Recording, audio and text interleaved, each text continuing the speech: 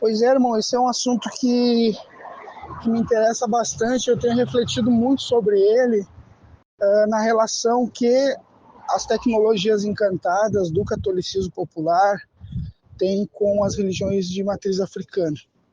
Por quê? Existe um grupo que eu até participei por um bom tempo, de umbandistas que visam fazer um processo de desbranquecimento da Umbanda, numa perspectiva decolonial, né? Entendendo que, na realidade, a Umbanda é uma religião de origem banto, né? Opera sob a lógica do culto aos ancestrais, e que, na realidade, ela é produto, no Brasil, do encontro do preto com o indígena, né? E a contribuição do europeu seria uma contribuição tardia, mas o europeu não só contribui com elementos que vão dando forma ao culto, como lá pelas tantas se apropria do culto e diz que foi ele que fundou, né? Que é o mito fundacional do Zé Fernandino de Moraes, ao qual hoje em dia até com certa facilidade a gente consegue refutar, né? Porém, eu vejo assim que o povo está indo por um extremo oposto, a ponto de negar, por exemplo, a presença do catolicismo popular, de negar a influência nagô, que é tardia. Aí eles dizem, não, se a Umbanda é banto, a gente não tem culto a orixá na Umbanda, né? Só que eu tenho a seguinte percepção, né? Se é o culto à ancestralidade, a ancestralidade que você mais deve reverência, primeiro, é a sua ancestralidade consanguínea direta, né? Dos seus mais velhos que estão vivos. Segundo, a sua ancestralidade religiosa. Aqueles que lhe iniciaram no culto, que lhe passaram os saberes, enfim. E é engraçado que essas pessoas que estão questionando isso, elas se iniciaram em terreiros onde existe sincretismo, onde tem altar com santo católico, onde canta para orixá, né? Então, quer dizer, na realidade eles estão criando um movimento que é contemporâneo, afirmando que está resgatando uma ancestralidade. É que nem, por exemplo, aqueles grupos que se auto-intitulam judaico-messiânicos, que chegam à conclusão de que se Jesus era judeu, se o conceito de Messias é um conceito judaico, se os apóstolos eram judeus, se os primeiros cristãos eram judeus, logo dever-se-ia praticar o judaísmo e não o cristianismo. Aí eles fazem todo um malabarismo vulgar, assim, em termos intelectuais, como, por exemplo, afirmar que Constantino corrompeu a igreja primitiva, que, na verdade, até então eles seguiam dentro de um contexto, de um âmbito judaico, e começaram a introduzir práticas pagãs, aí eles negam a trindade, quer dizer, e eles se dizem um movimento que reivindica, advoga a igreja do primeiro século. Assim como foi os anabatistas, o movimento do reformador Zwinglio, etc., né? Reivindicando um retorno às origens. Só que não existe isso de retorno às origens, né, irmão? Qualquer movimento que se valha disso, na realidade é um movimento contemporâneo que está fazendo uma releitura daquilo que julga ser as origens, daquilo que entende como as origens, né? Porque na realidade a gente só poderia voltar às origens se tivesse uma cápsula do tempo, e mesmo assim seria muito difícil, porque a gente voltaria às origens, mesmo que a gente conseguisse viajar no tempo, a gente voltaria às origens, mas com toda uma bagagem que a gente já tem, que é contemporânea, e todas as leituras que a gente iria fazer sobre aquilo que a gente encontraria lá nas origens, seria uma leitura com as lentes do nosso tempo, das nossas vivências, etc., né? Então é impossível fazer esse movimento, é simplesmente impossível. Resgate a algo que havia anterior. E no caso da Umbanda, por exemplo, eu estou divagando aqui, mas já que é uma coisa que me interessa, eu vou falar bastante, depois o irmão filtra o que achar importante. No caso da Umbanda, é muito mais difícil ainda. Por quê? Porque nós quase não temos registros sobre os cultos afrodiaspóricos, porque justamente, quer dizer, temos até bastante registros no sentido de que, devido ao contexto de escravidão, de perseguição sistemática, de apagamento das identidades, da história, dos símbolos, da própria religião, a gente pode afirmar que ainda sobreviveu muita coisa e se conseguiu preservar muita coisa e se conseguiu ter até uma riqueza de relatos. Só que esses relatos são pedacinhos de um mosaico gigantesco que a gente não consegue ter acesso. Né? Então, por exemplo, os cultos que antecederam a Umbanda, os cultos banto aos ancestrais, né, Calundu, Cabula, Macumba Carioca, nós temos poucas informações a respeito. E as informações que temos é que eram cultos sincréticos, que eram cultos que utilizavam elementos do catolicismo popular. Lá no Calundu, que foi o primeiro culto afrodiaspórico, antes de candomblé, de culto à divindade, era o culto aos ancestrais. Isso é muito, muito forte dentro do povo banto. Por conta disso, houve uma facilitação do diálogo com os povos tupi, né, que foram os primeiros a ter contato, tanto com os portugueses quanto com os pretos escravizados, porque os povos tupi também faziam culto aos ancestrais, aos ancestrais divinizados, aos ancestrais encantados, né? Então esse diálogo ele foi muito facilitado por uma semelhança em relação a esse culto aos ancestrais, né? Só que nesses cultos a gente já verifica a presença muito forte do catolicismo popular, né, de um certo sincretismo. Não daria para dizer exatamente sincretismo, porque não havia o culto às divindades, né? Havia apenas o culto a Karunga ou Kalunga, né, e Nzambi-Mpongo, né, que seria a divindade maior, né, seria uma divindade impessoal, né, que na verdade não tem exatamente um culto, né. Nzambi-Mpongo ele é acessado a partir das energias incriadas, né, que são os elementos da natureza, que são os Mikishi, né, e os ancestrais. Então ele é uma divindade que criou o universo e se ausentou. Isso é muito comum, inclusive entre indígenas, né?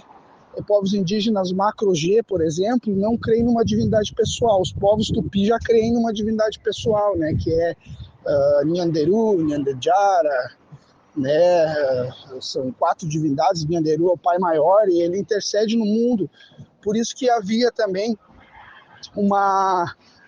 houve prontamente, por exemplo, dentro dos 7 povos, aqui no Rio Grande do Sul, os Mimbiá-Guarani conseguiram identificar, fazer uma correlação entre o Deus cristão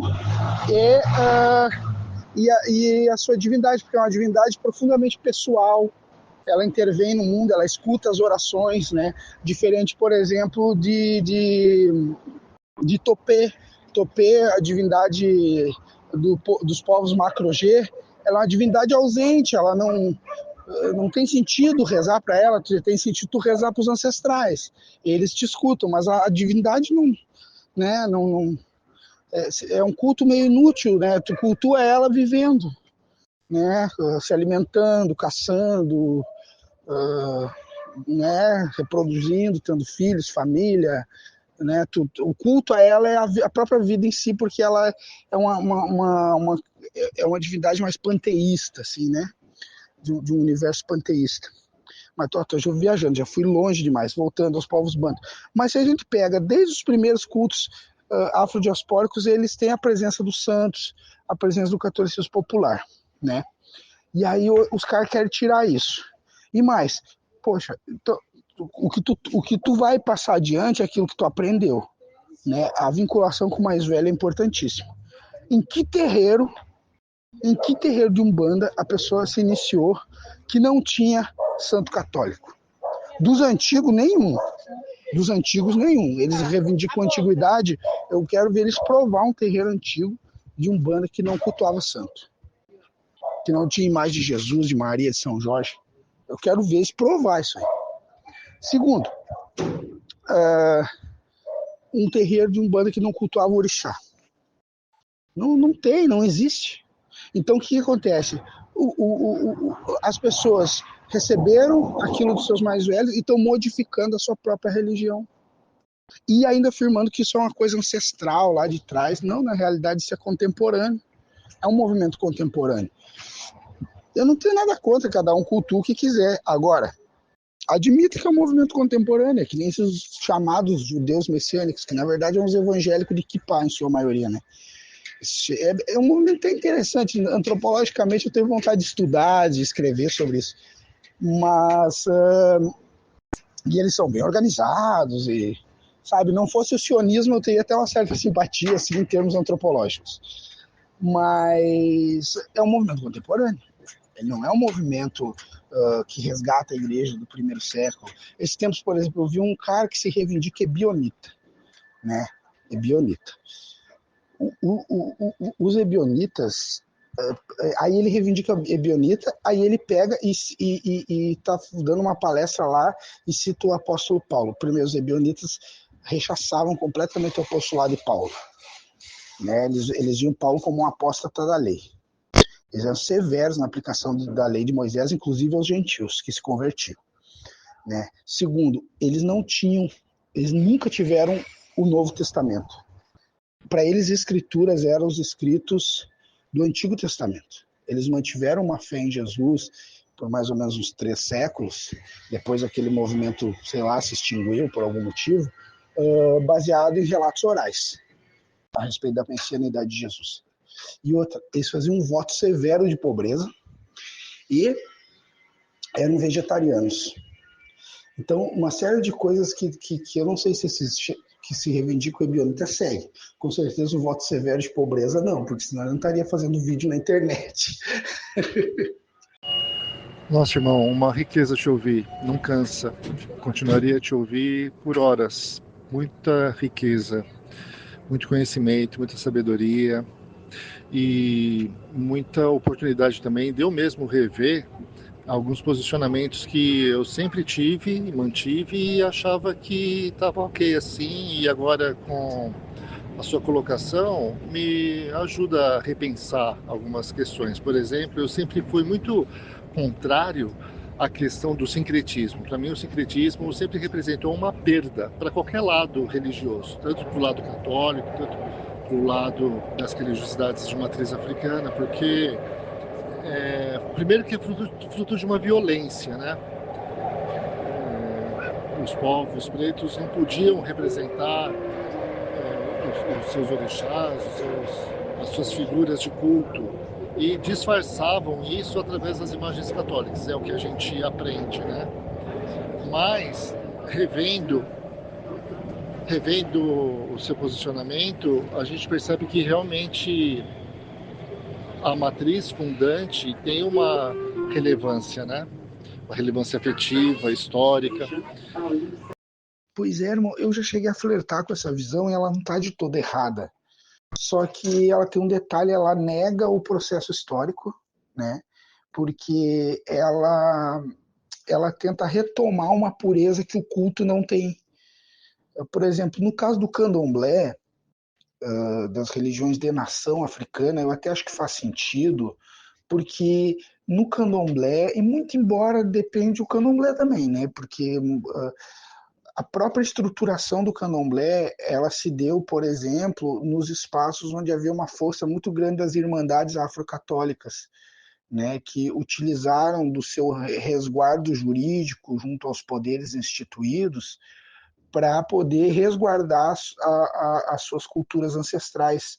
Então, o próprio candomblé, ele sobreviveu e ele pôde se estruturar a partir da ação dessas irmandades, digamos que religiosos dos cultos de matriz africana utilizavam instrumentalmente essas irmandades como um espaço de segurança jurídica, como um espaço de organização das suas lutas, tanto que os irmãos angariavam recursos para alforriar outros irmãos, angariavam recursos para pagar os estudos dos irmãos na área do direito, principalmente. Mas digamos que ainda cabe, né, o candomblé, porque tipo, ele se estrutura a partir de uma lógica que é profundamente africana, predomina, digamos, esse culto de matriz africana de uma maneira muito mais presente que na Umbanda. Porque, por exemplo, a Umbanda canta em português. Então, que é signo mais forte, mais presente do colonizador do que o idioma, né? O idioma é a principal marca, né, do processo de colonização e imposição do idioma, né? Porque toda língua é um bioma, né? Não é à toa que, por exemplo, igrejas antigas mantêm línguas litúrgicas, né? Os povos lá da diáspora do árabe, grega, russa, etc., né? O islamismo, o próprio judaísmo, né, utiliza o hebraico como língua litúrgica, mesmo quando o povo não falava mais o hebraico, né, depois do exílio lá do Império Assírio, depois da dominação do Império Assírio, mesmo assim não se falava como língua corrente. Né? O Estado de Israel, por exemplo, houve uma reinvenção do hebraico. O hebraico que se fala em Israel não é o hebraico antigo, né? Tu vê como as reinvenções e releituras nos idos contemporâneos tentam dizer que estão resgatando uma coisa ancestral, mas na realidade estão criando uma coisa nova, né? Mas enfim. E então a própria língua que é utilizada. Então mesmo esse pessoal assim, daqui a pouco, poxa, mas então cantar em português pode? Quer dizer, então onde que está o signo do colonizador? Mas, então para mim, nega o processo histórico. Né? É uma questão assim, nega o processo histórico, porque o que te passaram não foi aquilo. Né? Não foi isso que lhe passaram. Não foi isso que o seu mais velho lhe relegou. O seu mais velho lhe relegou outra coisa. Você mudou. E tem questões que são que partem da ideia de uma ocupação de territorialidade simbólica muito forte. Por exemplo, o tambor de Mina no Maranhão, que nós estávamos falando do Maranhão, né? Por causa do mestre Irineu, o tambor de Mina do Maranhão, ele tem ritos no catolicismo popular muito fortes. É a religião negra predominante no Maranhão, né, com assim um número muito expressivo de pessoas pretas praticando, né, pessoas brancas se apropriando do tambor de mina é muito menor do que do candomblé, do que da umbanda, né, até porque é um culto bem regionalizado numa região predominantemente negra e cabocla, né. Mas o tambor de mina do Maranhão, por exemplo, não tem tambor de mina sem o cortejo do divino. O cortejo do divino é algo que faz parte, é parte integral do tambor de mina. Não tem tambor de mina sem o sebastianismo. O sebastianismo é parte integral do culto. Você retirar aquilo do culto, você está descaracterizando o que o tambor de mina é, está tornando uma outra coisa. Né? Por exemplo, a Jurema, o catimbó. Não tem catimbó sem novena, sem reza de terço, rosário apressado, que eles chamam, sem culto a santo, né? Padre Cícero, Nossa Senhora da Conceição, São Sebastião. Isso é muito presente. O culto a santo é muito presente. O mestre, quando arreia, a primeira coisa que ele fala é louvado seja Deus. E a segunda coisa que ele fala é louvado seja nosso Senhor Jesus Cristo. Aí todo mundo responde, para sempre seja louvado. Ou seja, o mestre, a entidade da Jurema, ela vem em terra e fala em Deus, né? Assim como o Preto Velho da Umbanda é muito forte isso, né? De utilizar, por exemplo, o terço, o rosário como um instrumento de reza, de cura, de encantamento. Então isso está presente, a gente gostando ou não, né? É que nesses judaizantes, tipo assim, eles não se conformam com o fato do cristianismo ser o que ele é, né? Eles querem que seja uma outra coisa, e aí eles constroem segundo o seu bel prazer, a mesma coisa os movimentos protestantes modernos. O protestantismo histórico até eu tenho minhas ressalvas, porque eu já fui luterano, e eu vejo que ainda mantém o luteranismo, o anglicanismo, mantém uma identidade, um lastro histórico com a igreja, com a história da igreja. Aí depois, Calvino, Zwinglio E essa turma aí começou a fazer presepada, né, de desconstituir totalmente a tradição da igreja, enfim, né, mas os evangélicos é assim, eu não concordo com tal coisa, eu abro a minha igreja, né, não é assim que funciona, isso é uma visão completamente pós-moderna. A sua religião, ela é o que ela é, se você não concorda, bom, aí temos um problema, porque ela é o que ela é. É a mesma coisa, por exemplo, a estrutura do Daime. Tem aquela estrutura, a gente conversou sobre a questão das fardas, de uma estrutura mais hierárquica. Bom, é o que é. Né? Mas vamos tirar isso porque a origem disso é tal coisa, vamos tirar aquilo porque a origem daquilo é tal coisa, porque na realidade, né, hoje nos tempos de... Bom, se a gente começa a fazer isso, claro, algumas inovações, assim, algumas adaptações aos tempos atuais, elas podem ser feitas com certa moderação. Mas num dado momento, se a gente daqui a pouco começa a retirar tudo, né, vira uma outra coisa. Né? Então, quer dizer, se conforme com aquilo que você recebeu, porque aquilo que você recebeu vem ancestralmente sendo recebido há muito tempo. Se daqui a pouco você mudar aquilo, vai deixar de ser, né? E por fim, eu acho que também esse povo ele vê o mais velho, ele reverencia o mais velho ao mesmo tempo que chama o mais velho de ingênuo, chama o mais velho de burro, chama o mais velho que o mais velho tem uma relação passiva com aquilo que recebeu. Como se os antigos, por exemplo, da Umbanda, do tambor de mina, do catimbó, enfim, eles simplesmente fossem um receptáculo daquilo que o colonizador impôs e, e, e de maneira passiva eles receberam aquilo, não fizeram nada com aquilo, como se eles não fossem sujeitos ativos da construção da própria cosmologia. Porque toda cosmologia ela é histórica, né? Ela não é uma coisa que cai pronta do céu, né?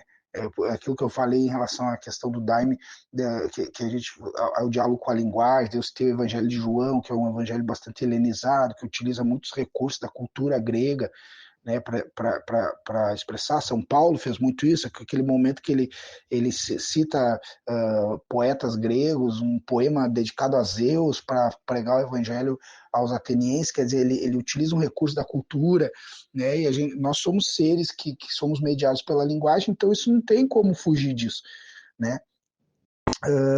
Mas o que acontece? Esse processo de construção cosmológica é um processo ativo, um processo inteligente, um processo rico, né? Que aí você olha para o mais velho e diz assim, não, mas eu é que sei, o mais velho ele estava com a mente colonizada, ele não refletia, como se fosse uma coisa irrefletida, sabe? Eu simplesmente aceito o santo católico sabe? Quer dizer, lá os primeiros supostamente teriam colocado aquilo para driblar a perseguição que certamente sofreriam por estar cultuando as suas divindades, etc. Então vamos ludibriar aqui o Senhor, vamos fingir que nós estamos cultuando o santo, mas gerações depois as pessoas nem sabem por que cultuam, mas está ali o santo do branco e eu só recepciono isso de maneira irrefletida, eu não reflito sobre isso, eu não sou ativo no meu processo de construção cosmológica. Poxa, isso é se tratar o maior tesouro que se tem dentro dessas religiões, porque essas religiões perpassam ao tempo a partir da tradição oral, é você tratar o maior tesouro que é o teu mais velho, que é o teu ancestral e a memória coletiva dele, dos que vieram antes dele, como algo ingênuo, como algo, sabe, irrefletido. Eu não concordo com isso, não.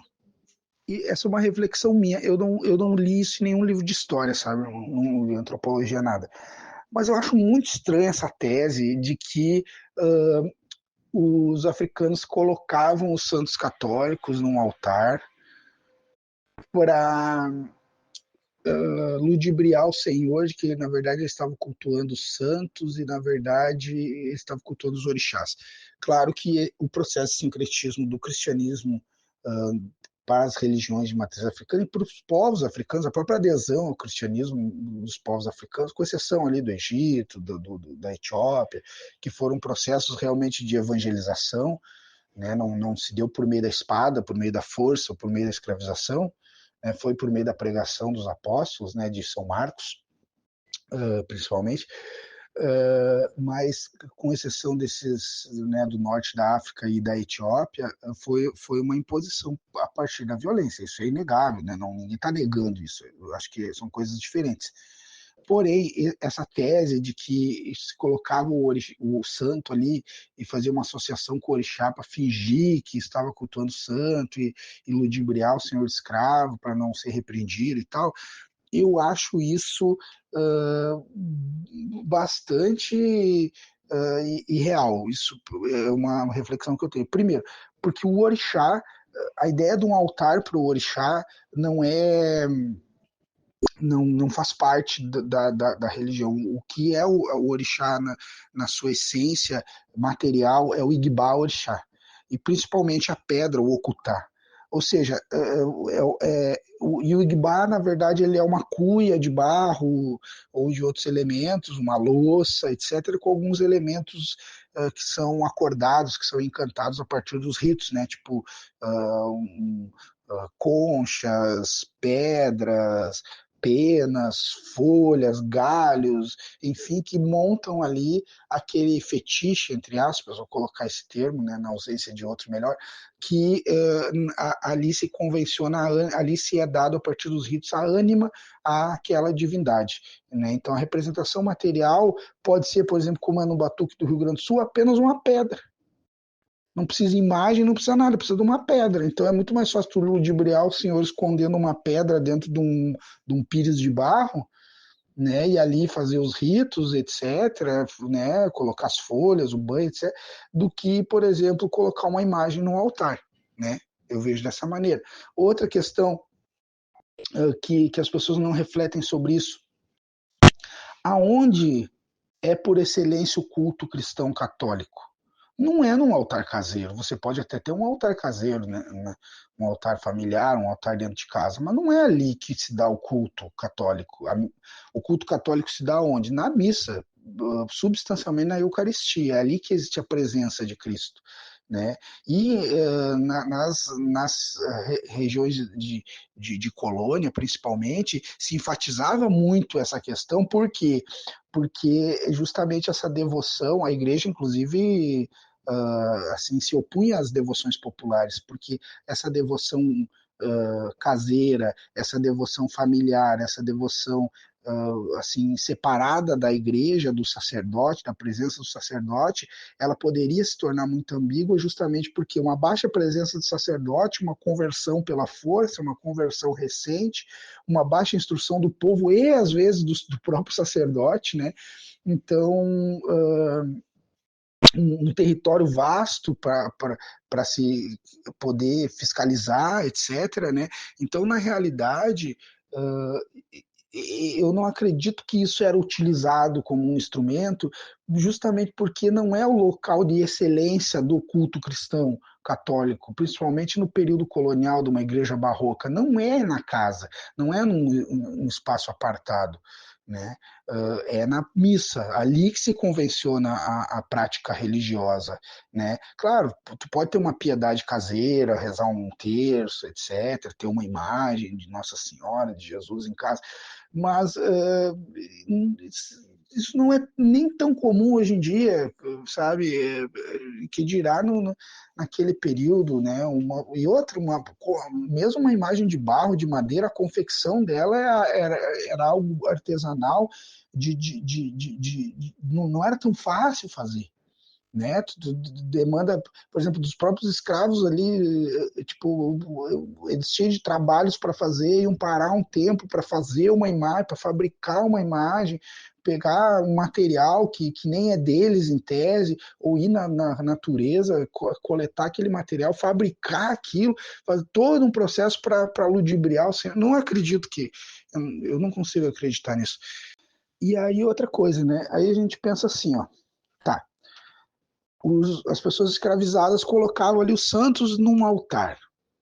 Primeiro, sem necessidade, porque as divindades se convencionam na própria natureza, né, no próprio elemento da natureza, né, que é cultuar o Oxum Baceí num rio, e a materialidade do orixá, por exemplo, ela é facilmente, ela na verdade nem está na imagem no altar, o altar é muito mais decorativo, né, claro que ele acaba se tornando num terreiro um ponto de força, porque é imantada ali uma energia, né? Há uma intencionalidade naquilo, acaba criando uma egrégora, de fato. Mas o orixá mesmo, a materialidade dele está na cuia, com os elementos que eu falei, principalmente no ocultar na pedra, né?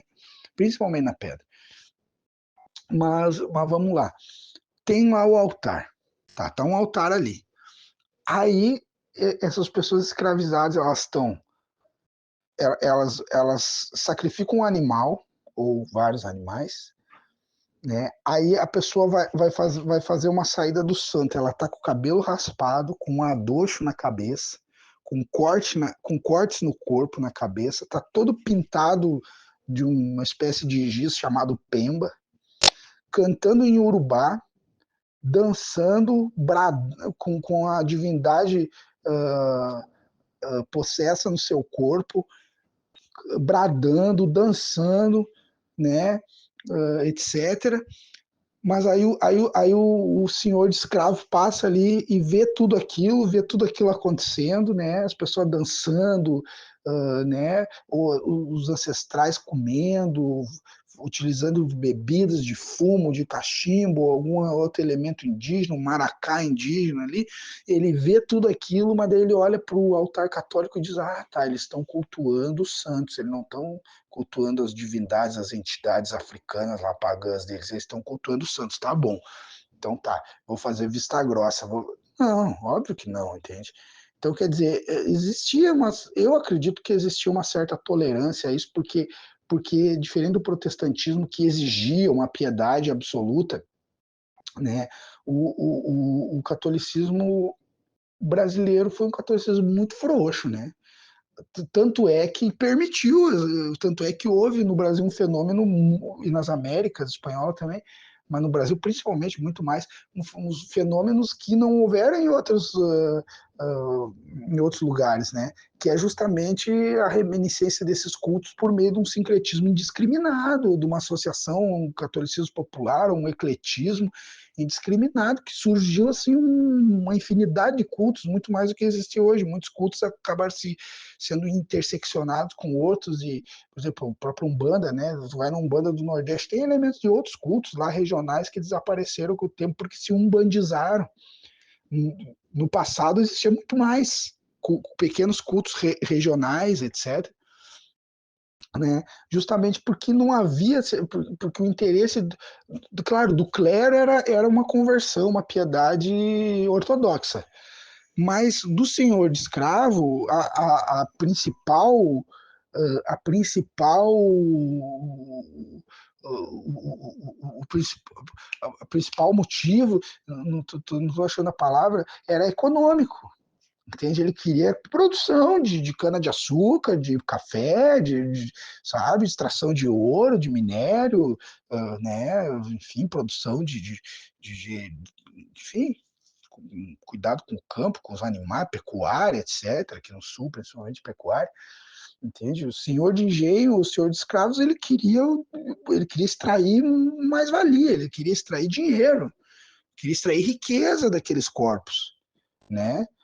A submissão tinha que ser ao trabalho, não à divindade. Um ou outro mais piedoso, talvez, a divindade, mas principalmente ao trabalho. Não tinha essa questão, na minha visão, entendeu? Porque se fosse isso, não bastava o santinho católico no altar ali para conseguir ludibriar.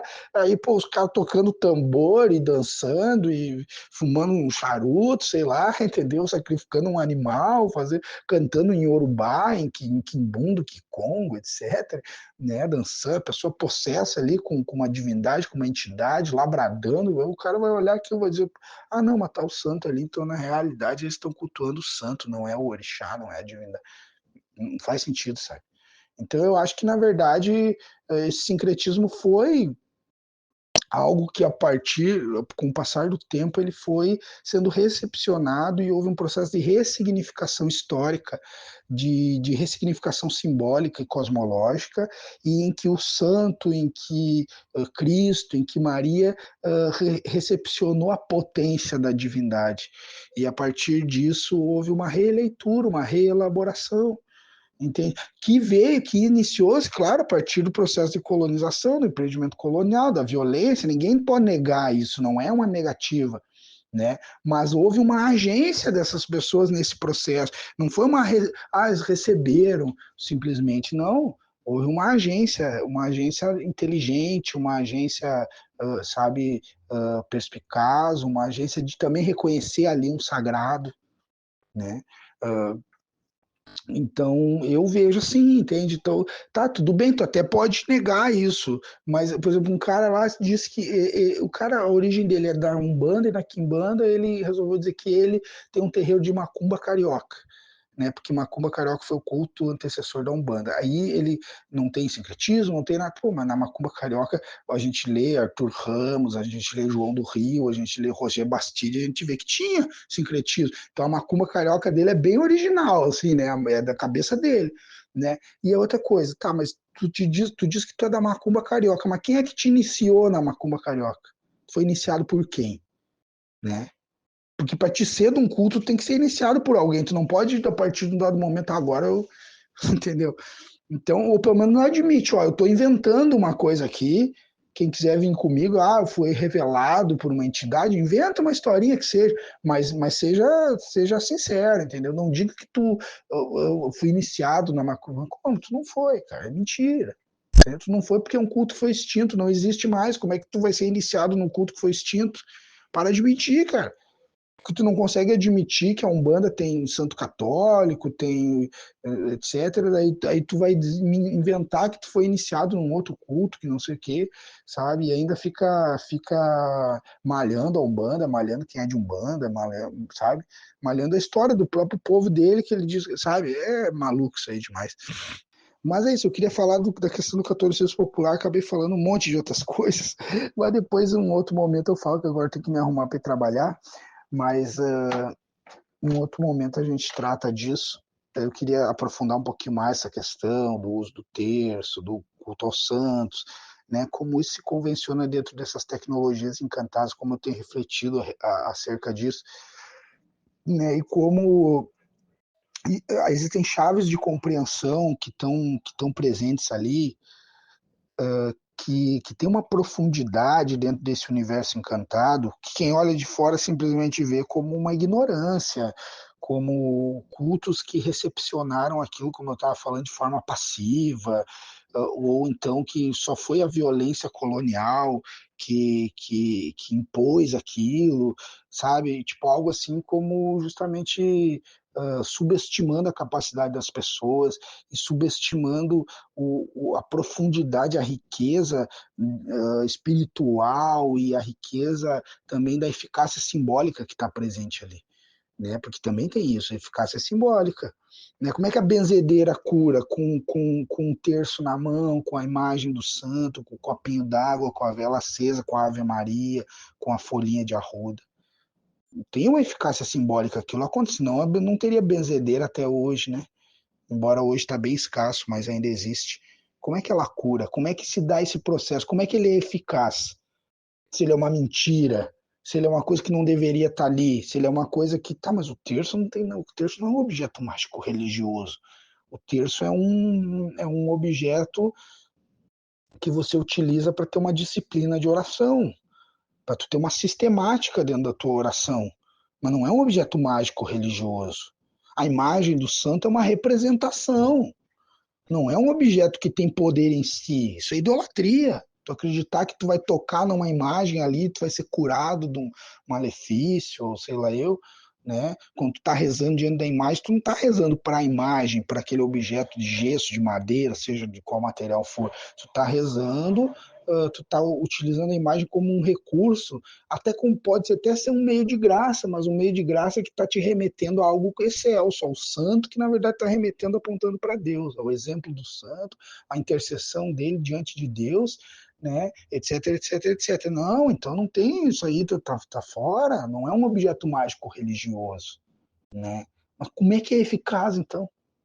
Como é que acontece, processa isso, né? Se é uma mentira, se não tem nada a ver, então como é que a coisa acontece? Né? Eu frequento um terreiro de Umbanda que é cheio demais de santo no Congá. E a coisa acontece, e acontece mesmo, e ali é de verdade. Ali ninguém está fingindo. E aí? Eficácia simbólica. Então há algo, há um encantamento ali. Se não houvesse, fosse uma mentira, etc. e tal, a própria entidade, a própria divindade viria em terra e diria: ó, tira tudo isso daí que está aí, que isso aí não me pertence. É incrível que pessoas que, por exemplo, foram anos e anos de uma umbanda, ou de um batuque, de um candomblé, de um tambor de Minas, não sei. Tambor de Minas não, porque o povo não tem essas noias para lá. Mas digamos assim, do candomblé, da umbanda, principalmente da umbanda. O cara foi anos, e por anos o preto velho dele arriou dizendo: louvado seja nosso Senhor Jesus Cristo, com o rosário na mão. Né? Aí daqui a pouco ele: não, vai tirar isso, tirar aquilo. Tá, mas vem cá, então tu não estava incorporado, então teu preto velho tava, então não tinha preto velho nenhum ali. Então era uma coisa da tua cabeça, ou ele tava mentindo. Então ele estava te enganando, ele passou anos te enganando. Na verdade, ele não tem nada de cristão, então ele usava aquele terço lá para fazer um teatrinho ali. Quer dizer, né? Entendeu? Foi anos ali, mas daqui a pouco não, isso aqui não vale mais nada, porque não sei o que. Não tá um tempo, por que a tua divindade, por que a tua entidade não te alertou antes disso? Por que ela não chegou, arriou em terra e falou para ti que não valia mais nada aquilo ali? Que estava errado, que entendeu? Por quê? Então, tipo assim, poxa, sabe? Para mim não faz sentido, entendeu? A pessoa tá na verdade duvidando então da própria entidade que ela recebia, né? Então para ela a própria entidade dela não vale nada, não, porque se para ela tava errado, sempre teve errado, então por que que agora, sabe? Não faz sentido, sabe? Para mim não faz sentido. Então, irmão, enquanto você falava, eu lembrei de algumas coisas que eu gostaria de contextualizar. Quando eu dava aula lá no curso de extensão em arte sacra, aqui no Museu de Arte Sacra de São Paulo, eu tinha uma colega que a pesquisa dela de doutorado era justamente sobre oratórios do período colonial aqui do Brasil, né? Principalmente esses oratórios de fazenda, domésticos. E ela explicava que, ao contrário do que muita gente pensa, não era qualquer pessoa ou senhor, dono de fazenda, que podia construir uma capela ou um oratório em casa, sabe? Tinha muita burocracia para isso, a Inquisição pegava muito no pé com relação a isso, precisava de uma autorização de Roma, tinha toda uma burocracia, exigência doutrinária, controle sobre as imagens, ou seja, só quem realmente era muito influente que conseguia autorização para ter essas imagens, esses oratórios, né, em casa. Na prática, nessas regiões mais afastadas, onde missa era coisa rara, o que acontecia era uma vivência da fé mais doméstica mesmo. O povo se reunia para rezar, para cantar, e as imagens ali tinham um papel central, às vezes até mais afetivo do que litúrgico, né? E aí vem um ponto curioso. Num desses oratórios, que veio da fazenda de Piraí, aqui em Itu, e hoje está lá no acervo do Museu de Arte Sacra, foi feito um restauro nesse retábulo, e quando tiraram a pintura do nicho principal, que tinha uma imagem de Nossa Senhora com o menino na frente, e atrás uns raios, como se fosse um resplendor pintado, sabe, da imagem, mas o que parecia ser só um resplendor típico, decorativo, com o restauro se revelou, na verdade, um sol com o rosto humano. Então, nossa, foi uma surpresa, assim, sabe? Porque o mais intrigante é que esse sol não parece um sol europeu. A estética dele lembra muito mais um sol andino, tipo um Inti-Sol, o deus solar das culturas indígenas do altiplano. E é uma referência muito forte. Surgiu até discussões se aquilo não era uma marca de algum sincretismo ah, invertido, né, inverso, ou até mesmo uma resiliência simbólica dos povos indígenas. Claro que não dá para confirmar com certeza que seja um sol inca, mas a semelhança com o simbolismo solar andino é evidente.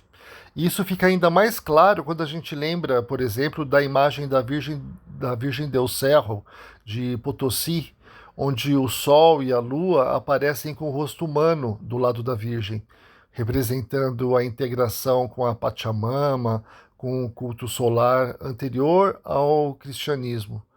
Então, talvez o mais correto seja dizer que aquele sol pintado no oratório tem traços andinos, né? E isso por si só já é muito forte, mostra como o símbolo indígena pode ter sobrevivido ali, camuflado dentro da arte sacra colonial, como quem diz, estou aqui ainda. Mas justamente por haver essa ortodoxia, eu acredito que esse processo ele não era um processo que visava ludibriar o Senhor, né? Porque no caso, assim, como eu falei, assim, a adesão religiosa não era dela exigida uma piedade tão ortodoxa. Os processos, tu pode ver que os processos inquisitoriais no Brasil, em relação às heresias ou às acusações de bruxaria, etc., eles eram muito pontuais. Eles foram principalmente contra os judeus, os cristãos novos, e contra uma heresia que estava daí de fato ameaçando o poder da igreja, que era a santidade, né, que foi um culto que inclusive reproduzia a hierarquia da igreja, né, bispos, até um papa, né, entre os indígenas. Então você vê que existia uma certa frouxidão em relação a isso, porque para o senhor de engenho, o objetivo principal era econômico, né? E justamente pela igreja não ter esse controle territorial, é que ficava muito difícil fazer esse tipo de fiscalização, né? Justamente que nem falou, tinha localidades que tinha missa uma vez a cada, né, em dia santos, ou uma vez por mês, ou uma vez, como é hoje na Amazônia, alguns lugares retirados, né, às vezes vai o sacerdote ali para administrar os sacramentos ali uma vez a cada, sei lá quantos meses, etc.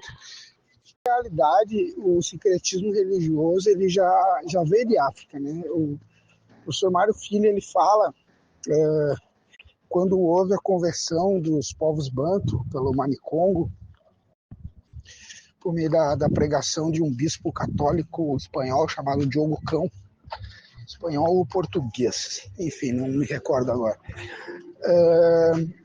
E já houve um processo em solo banto de sincretismo, de ecletismo, né? Já se produziu esse efeito, né? E, então, por exemplo, é curioso que a primeira religião africana em diáspora não é o culto às divindades, é o calundu, que nos relatos a gente vê que já é muito similar ao que se cultua hoje na Umbanda, muito, muito similar, né? Existia ali o sincretismo religioso, né? A presença de altares com santos católicos, com rezas católicas, ao mesmo tempo a incorporação de espíritos, a presença de bebida, do fumo, né, as consultas, trabalhos relacionados à cura, diversos tipos de encantamentos, elementos materiais, etc.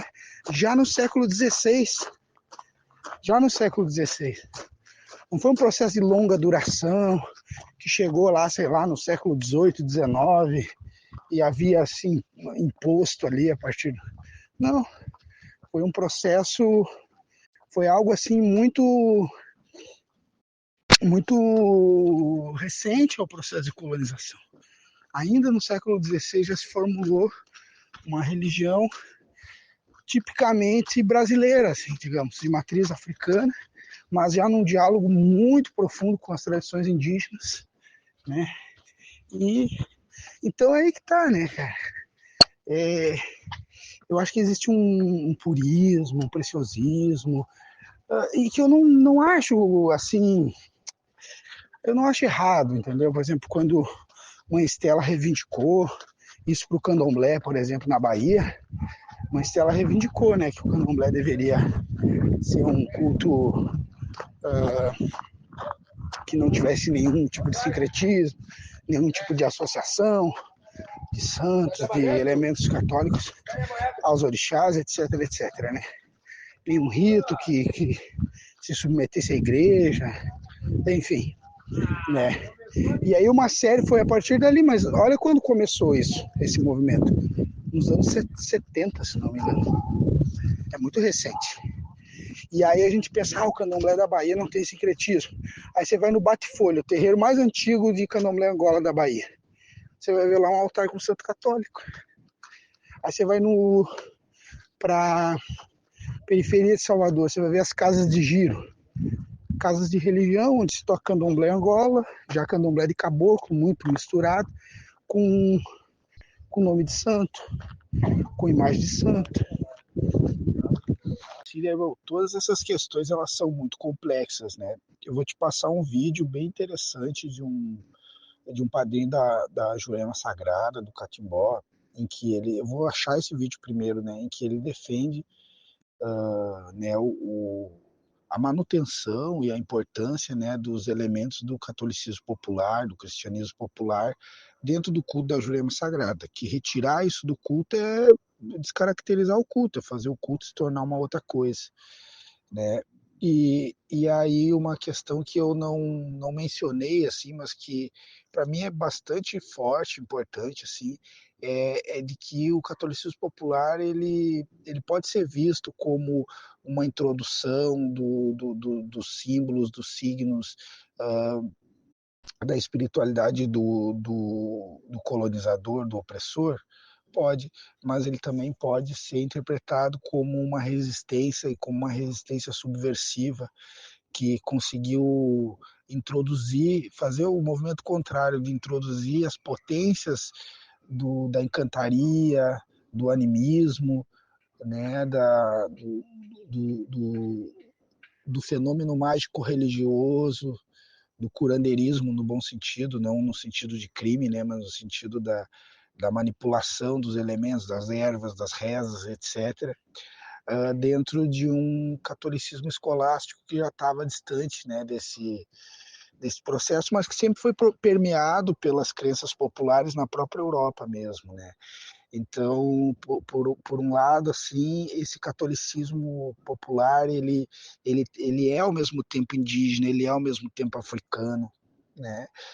Quando a gente vê, por exemplo, a primeira heresia, considerada a primeira heresia em solo brasileiro foi a santidade, foi um culto indígena, né? Que, digamos que é o predecessor do catimbó, né, da Jurema, porque havia a beberagem da Jurema como um elemento central, como uma espécie de eucaristia indígena, era um culto de resistência, né?